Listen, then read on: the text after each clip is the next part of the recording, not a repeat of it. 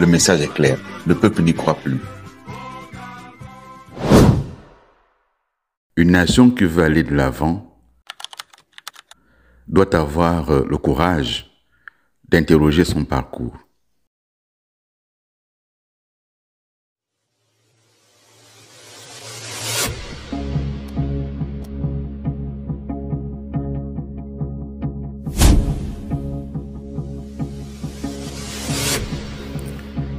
Mes chers compatriotes, la question de notre avenir en tant que nation se pose. Elle se pose parce que une nation qui veut aller de l'avant doit avoir le courage d'interroger son parcours, le courage de tirer toutes les leçons de ce qui lui est arrivé. Notre pays a une histoire, et c'est une histoire qui est faite de haut et de bas. C'est une histoire qui est faite de moments heureux et de moments qui l'ont été beaucoup moins.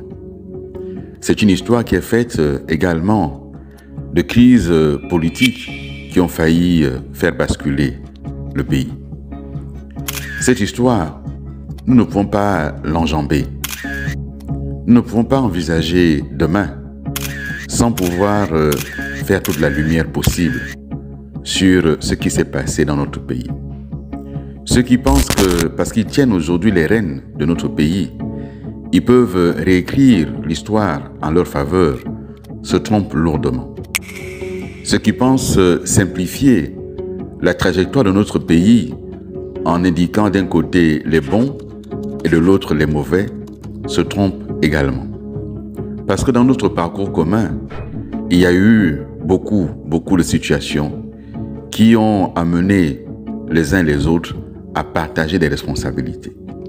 L'enjeu aujourd'hui est de faire la part des choses. Qui a fait quoi? Qui a été responsable de quoi? On ne peut pas continuer sans se poser ces questions. On ne peut pas se contenter de dire, par exemple, on a massacré les gens en 2009. On a massacré les gens en 2016. Oui, on ne peut pas se contenter de cela. La question aujourd'hui, c'est qui a fait quoi? Qui était aux responsabilités? Qui aurait dû faire quoi par ses responsabilités? Qui a failli dans sa mission? Qui aurait appliqué un ordre? Cet ordre était-il légal? Qui a donné cet ordre? Il est quand même temps que les vraies questions soient sur la table. Lorsque les militaires ont pris le pouvoir, ils ont promis qu'ils allaient restaurer la dignité des Gabonais. Ils ont promis que plus jamais certaines choses allaient se produire. Mais la dignité, le respect, c'est la vérité, c'est la confiance. Tant que la vérité ne sera pas dite, il n'y aura pas de confiance. Mes chers compatriotes, d'autres pays ont vécu des situations très difficiles. Je pense à l'Afrique du Sud. L'apartheid a été imaginé, inventé, mis en place en 1948. Et l'apartheid est un système difficile, un système de ségrégation, un système qui a théorisé et mis en œuvre la question de la supériorité et la hiérarchie des races. Ce système a duré jusqu'en 1994 à l'élection de Nelson Mandela. Mais c'est un système qui a commis des crimes ignobles. C'est un système qui a violé les droits de l'homme. C'est un système qui a massacré des populations. C'est un système qui a permis la captation des richesses du pays entre les mains de quelques-uns. Et ce système, il a fallu le mettre à terre. Mais la mise à terre du système ne suffisait pas. Il a fallu réparer la société sud-africaine.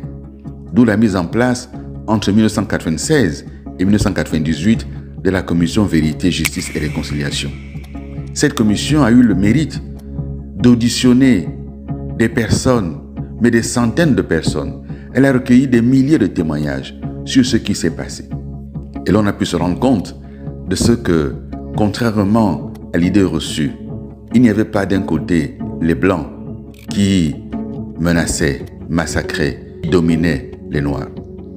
Il n'y avait pas d'un autre côté tous les Noirs qui subissaient ou tous les Noirs qui luttaient. Il y avait en Afrique du Sud des Blancs qui ont combattu l'apartheid aux côtés des Noirs de l'ANC. Tout comme il y avait en Afrique du Sud des Noirs qui ont combattu d'autres Noirs aux côtés des Blancs de l'apartheid. C'est ça la vérité. Et cette vérité, il a fallu en parler. Le parallèle avec le Gabon, il est lequel? C'est que ceux qui sont aujourd'hui aux responsabilités, est-on absolument sûr qu'ils n'ont rien à se reprocher? Est-on absolument sûr que dans les crimes économiques du pays, ils n'ont rien à se reprocher? Est-on absolument sûr que dans ce que le pays a traversé, comme crise post-électorale, comme violation des droits de l'homme, comme affaiblissement de la démocratie, ils n'ont rien à se reprocher? Est-on absolument sûr que ceux qui ont été aux responsabilités hier auprès d'Omar Bongo et d'Ali Bongo, il n'y avait pas là-dedans des hommes et des femmes qui ont travaillé pour le pays avec honneur et dignité? On ne peut pas continuer à bâtir notre pays sur le mensonge, sur la dissimulation, sur la calomnie, sur la démagogie. Non, le pays est plus complexe que cela. Il est plus nuancé que cela. Et je le dis encore une fois, mes chers compatriotes, ce qui se passe aujourd'hui, le peuple n'y croit pas. Il n'y croit pas parce que le simulacre de procès n'est pas allé au fond des choses. Je prends un exemple. Beaucoup avaient dit que c'est Jesse Leikoga qui était allé imposer des faux résultats à la commission électorale. Jesse Leikoga a été à la barre. Il ne lui a été reproché que d'être allé perturber la plénière du CGE. Mais alors, si ce n'est pas lui qui a donné les faux résultats, qui a donné les faux résultats supposés? Le CGE, c'était des personnalités gabonaises, de la majorité comme de l'opposition. Il y avait une plénière composée des représentants de la majorité et de l'opposition.